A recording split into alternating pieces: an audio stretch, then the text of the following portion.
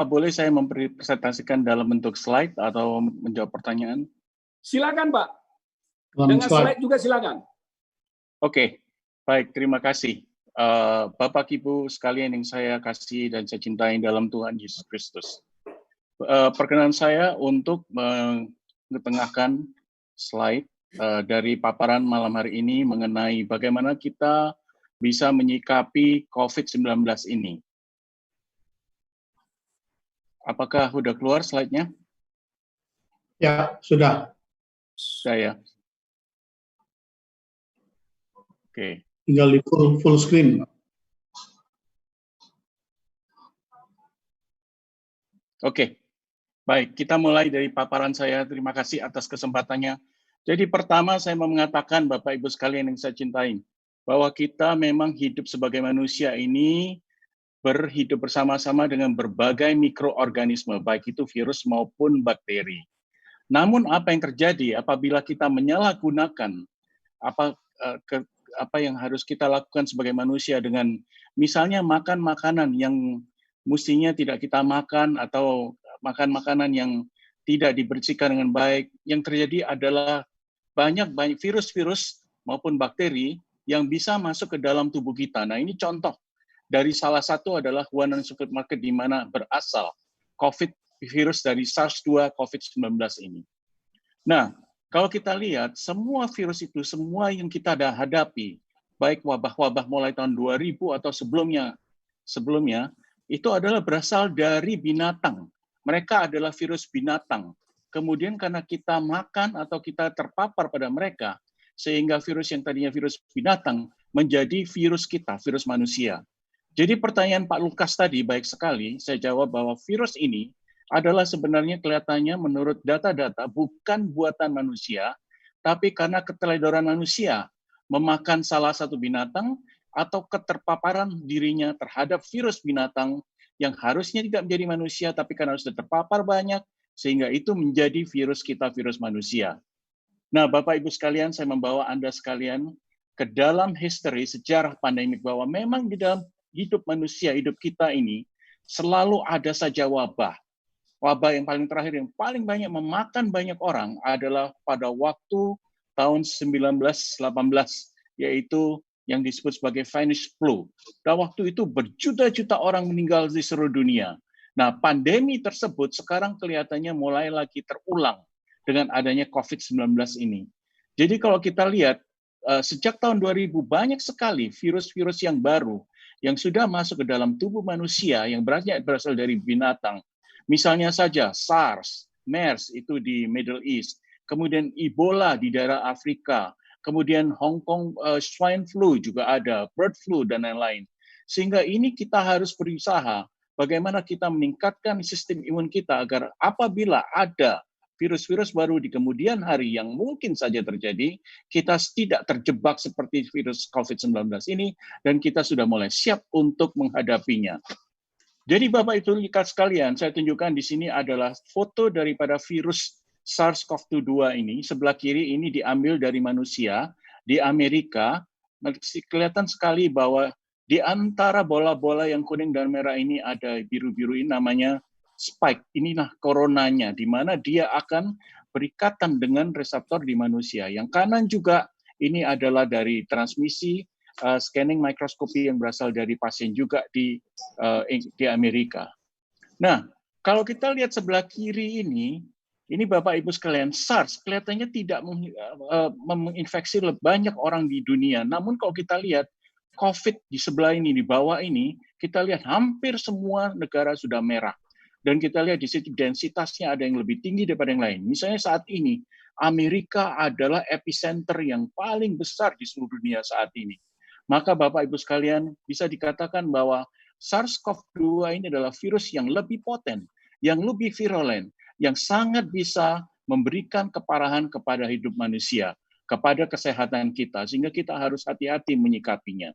Yang sebelah kanan saya tidak akan membahas lebih lanjut karena itu sangat sains, tapi cukup dikatakan bahwa virus ini adalah virus bukan main yang bisa menginfeksi any one of us dalam hal ini. Kebetulan sekarang sudah dilakukan banyak sekali genotyping dari genom daripada virus tersebut, Dan kelihatannya di dunia sudah ada 3 tipe daripada virus tersebut. Strain-strain yang berbeda. Dari permulaan di Wuhan, kemudian sekarang Wuhan, kemudian waktu itu di Asia Timur ke Singapura dan lain-lain. Tapi sebagian dari Wuhan juga masuk ke Eropa. Akhirnya sebagian dari Eropa ini masuk ke Amerika, sehingga timbullah strain baru di Amerika. Sehingga dapat dikatakan bahwa virus ini bermutasi sangat cepat. Sehingga kalau kita lihat keparahan apa yang kita lihat di Asia maupun di Indonesia adalah lain dengan apa yang kita lihat di Italia maupun di Amerika. Jadi ini yang harus kita hati-hati terhadap virus tersebut. Ya. Saya memberikan paparan sedikit mengenai bagaimana cara mengurangi paparan tersebut. Kita tahu bahwa transmisi virus tersebut bisa dari 4 area. Yang pertama adalah lewat densitas dari solid surface, jadi meja, kemudian barang-barang yang mati, HP, dan lain-lain. Atau yang paling banyak terjadi adalah droplets, aerosol droplets. Ini kalau kita batuk, kalau kita bersin, kalau kita bicara pun kadang-kadang mengeluarkan droplets, nanti kita bicarakan lebih lanjut mengenai hal tersebut.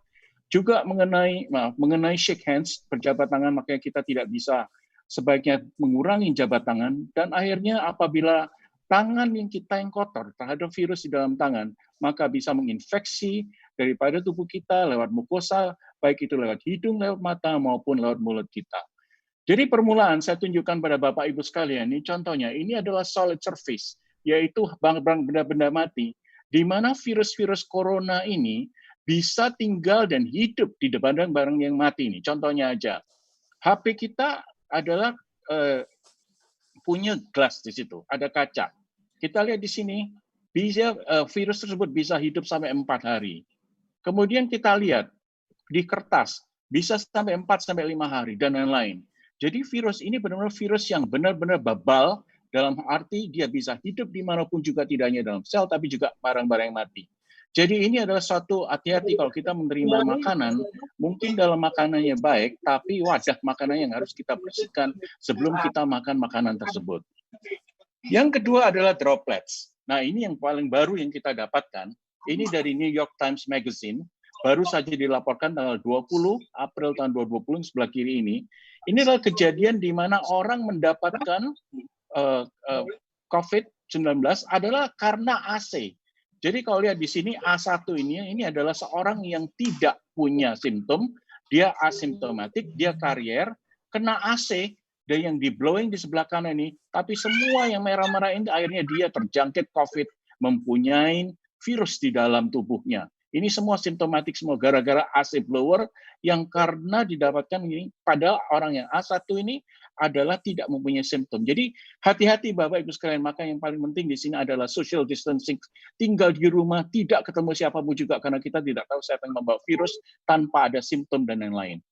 Kalau yang kanan ini juga sudah dilaporkan seorang yang naik bus yang pink ini warnanya merah muda, merah jambu.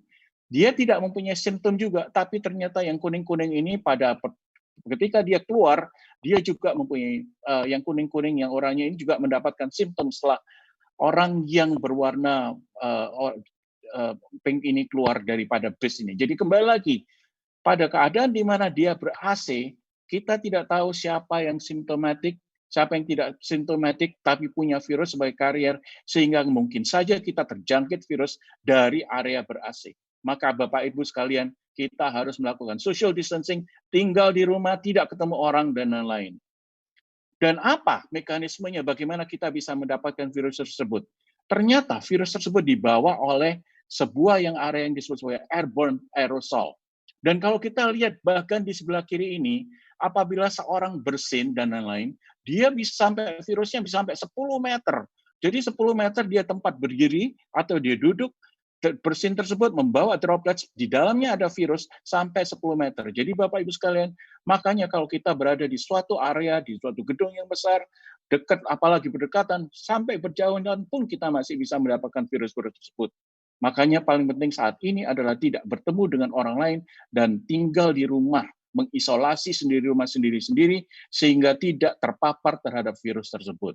Apabila kita keluar, kita wajib menggunakan masker yang baik. Kemudian ini Bapak Ibu, yang tadi kita udah lakukan, kita udah bicarakan. Virus ini juga tinggal di solid surface. Bahan-bahan yang bisa solid surface bisa misalnya HP. Kalau kita berjabatan atau ketemu sama orang, kita beli makanan sebentar, tidak pakai masker, orang tersebut ngomong, kebetulan droplet daripada air liur atau apapun juga nempel di HP kita megang-megang, kita megang di kacanya ini tanpa dibersihkan dahulu, maka kemudian kita ngucek mata, ngucek hidung, dan lain-lain, kita akan mendapatkan virus tersebut dari barang-barang yang tadi kita tidak terpikir akan bisa mendapatkan. Nah, ini slide yang terakhir adalah sekarang sudah dilakukan berbagai macam penelitian untuk mendapatkan obat-obat. Nanti akan dibicarakan oleh Pak Heri maupun Dr. Yeni berikutnya. Tapi yang saat ini yang di Indonesia, yang sangat kita banyak butuhkan adalah yang golongan hidroksikloroquine dan kloroquine ini. Nanti akan dibahas lebih lanjut, tapi ini adalah harapan kita di Indonesia karena yang lain-lain, ada obat HIV, misalnya lopinavir dan donavir ini, sedang diuji klinik. Kemudian ribavirin, remdesivir sedang diuji klinik di Amerika oleh perusahaan namanya Gilead. Favipiravir ini juga diuji klinik di Cina dan lain-lain. Ada banyak pengharapan obat yang masa depan, tapi saat ini Indonesia yang kita punya adalah kloroquine, hidroksikloroquine, yang data menyatakan sangat positif terhadap penularan atau mengurangi penularan dan penyembuhan COVID coronavirus ini. Dan akhirnya apa yang saya bisa ringkas malam hari ini nomor satu, kalau kita boleh bicara, kita lakukan Wuhan. Satu adalah wash your hand. Yang nomor dua adalah kita harus lakukan masker, menggunakan masker. Ketiga, Bapak Ibu sekalian, jangan lupa minum vitamin C 500 mg dan lain-lain. Atau menggunakan imunomodulator. Kebetulan kami juga memproduksi imunomodulator namanya Stimuno. Ini yang sudah kita lakukan uji klinik. Kemudian jangan ketemu orang, lakukan social distancing. Kemudian yang terakhir, apabila kita melakukan apa-apa, pakailah cuci tangan. Harus kita cuci tangan. Paling sedikit 10-15 kali. Ada 7 step cuci tangan yang kita anjurkan. Intinya adalah memastikan bahwa sabun ada di daerah permukaan tangan kita paling sedikit 20 detik. Sampai kita bisa hilang virus-virus